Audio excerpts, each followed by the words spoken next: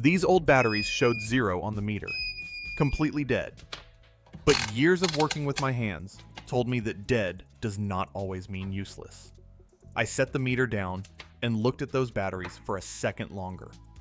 I have seen this before, not just with batteries, but with tools and parts people give up on too quickly. When you slow down and think, you often realize there is still value left inside. Instead of tossing them away, I decided to take them apart and see what could be reused. With a few simple steps and things you already have at home, you can turn something useless into something useful again. First, I bring a kettle of water to a full boil and pour it into a heat-safe container. I carefully place the dead batteries into the hot water and gently stir them with metal tweezers. I let them sit for about 5 minutes. This step helps loosen the outer casing and makes the next part easier. Do this in a well-ventilated area and keep your hands away from the water. After 5 minutes, I lift the batteries out with tweezers and set them aside to cool completely. Once they are cool to the touch, I use pliers to peel open the metal shell. Inside, you will find the dark carbon core. I separate that core from the casing and wipe it dry. This carbon is what we will reuse next. Before we move on, share your city and state. It helps me make better projects for you. Now, I take a screwdriver and gently scrape the black carbon powder from the battery shell into a small cup. You do not need a lot, just enough to cover the bottom of the cup. This powder is fine and messy, so work slowly and keep it contained. Next, I pour in a small amount of regular Coca-Cola.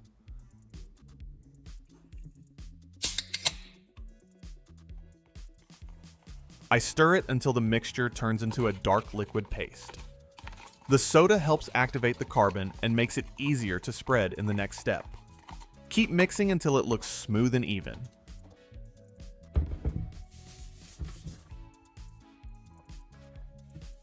Now I take the cloudy headlight and brush the carbon and soda mixture evenly across the surface.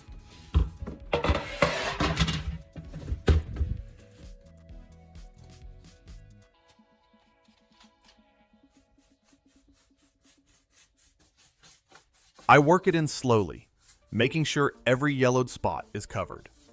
You do not rush this. Let the mixture sit and do its job. Next, I lay a piece of dry paper over the headlight and brush another thin layer of the mixture on top. This helps hold it in place and keeps it working longer. After a short wait, you can already see the surface starting to change. The plastic looks less dull, and that tells you this simple mix is doing something useful. Now I prepare the carbon rod and the wires. First, I dry the carbon rod completely with a clean cloth. You want it dry so it conducts heat evenly.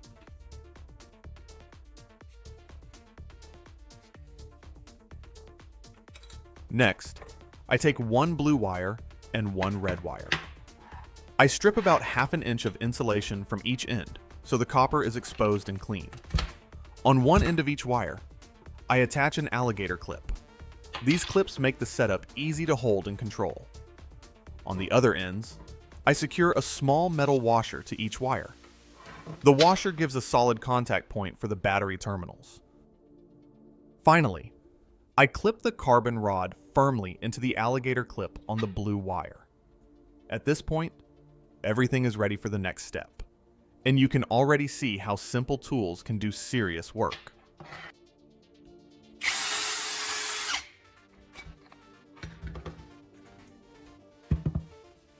Now you prepare the cracked plastic for the repair. First, clean the area around the crack so there is no dust or grease. A clean surface helps the patch bond better.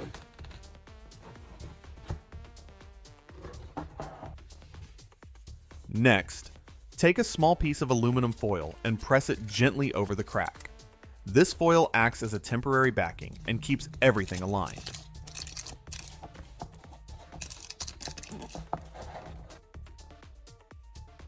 After that, Grab a few metal staples and cut them into short pieces using pliers.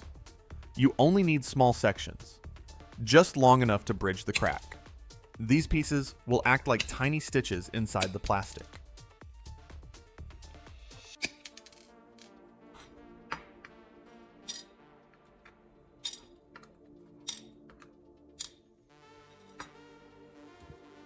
Now connect the setup. Clip the washer on the blue wire to the negative terminal of the drill battery. Clip the washer on the red wire to the positive terminal. Finally, attach the carbon rod to the alligator clip on the blue wire. At this point, everything is set and ready for the actual welding step. Now you weld the crack using the carbon rod and the metal staples. Take your time here and stay focused. This step is where the repair really becomes strong. Place one small staple piece across the crack, right on top of the aluminum foil backing. Make sure it sits flat and bridges both sides evenly. Hold it steady with pliers so your fingers stay clear. Now, bring the carbon rod close to the staple. Touch the carbon rod to the metal for a short moment. You will see it heat up quickly and turn red. As soon as it gets hot, press the staple gently into the plastic. The plastic will soften, and the staple will sink in slightly. Pull the carbon rod away right away. Do not hold it there too long.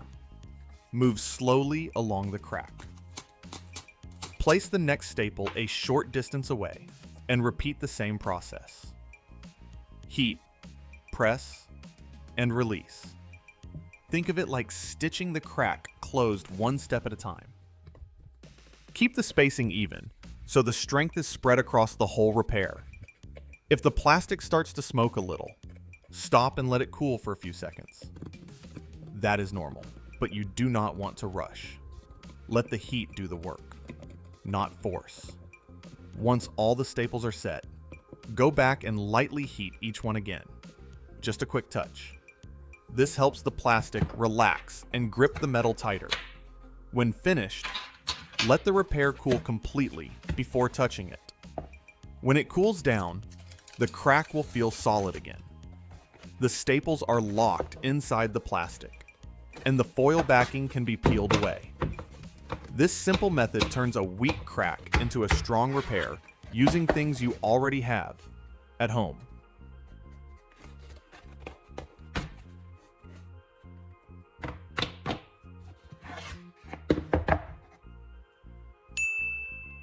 Now we go back to the car headlight and start with 800 grit sandpaper.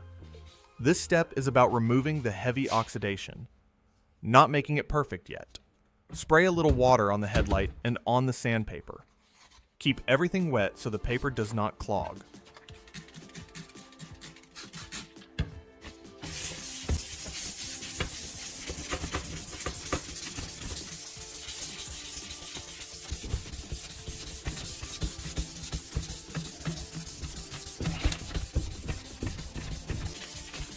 Use steady, even strokes, and work across the whole surface. Do not press hard. Let the sandpaper do the work. You will see the yellow and cloudy layer slowly disappear. That is exactly what you want. Wipe the surface often with a clean cloth so you can check your progress. Take your time here. When the headlight looks evenly dull and smooth, you are ready for the next step. This simple sanding sets the foundation for a clear and bright finish later. Now switch to 1200 grit sandpaper to refine the surface. Spray a little water again to keep everything wet and smooth. Use light.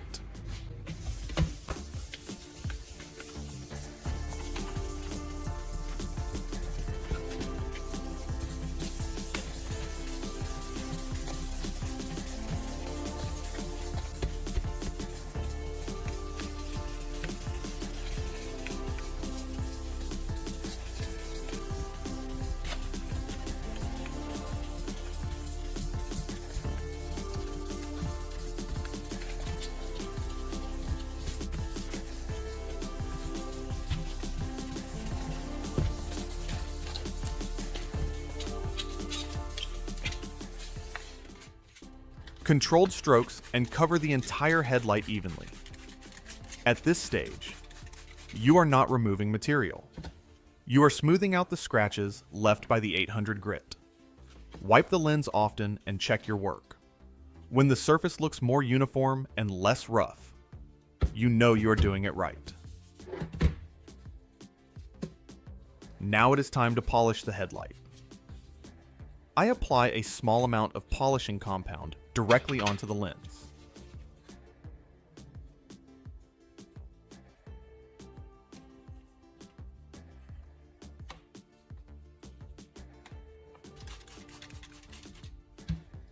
Then I switch to 2000 grit sandpaper. I keep the surface slightly wet and work slowly in small circles.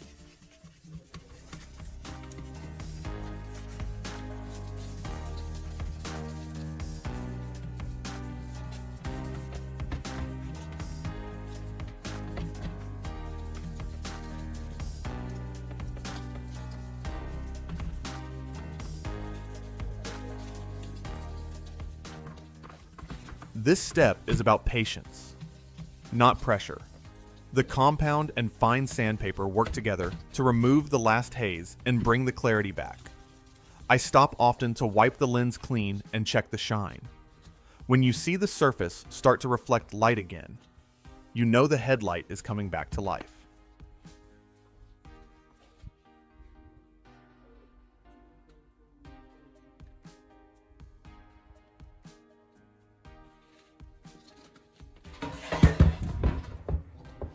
Now I move to the final polishing step using alcohol vapor.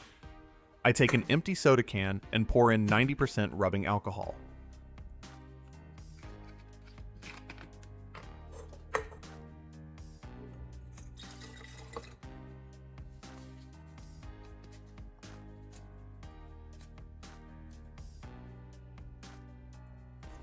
I seal the opening carefully with aluminum tape, leaving a small hole for a plastic straw. Safety comes first here, so I work outside and keep my face back.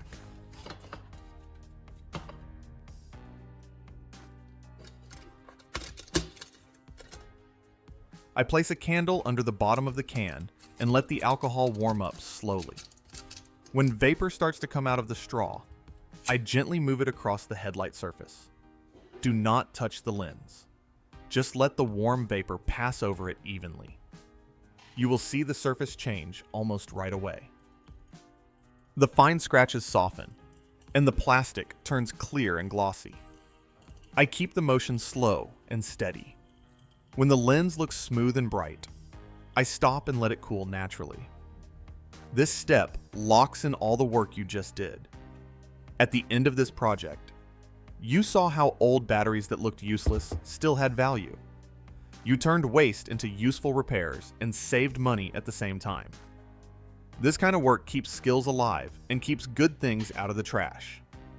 If this helped you today, tap like, subscribe for more practical DIY, and share this with someone who still enjoys fixing things at home.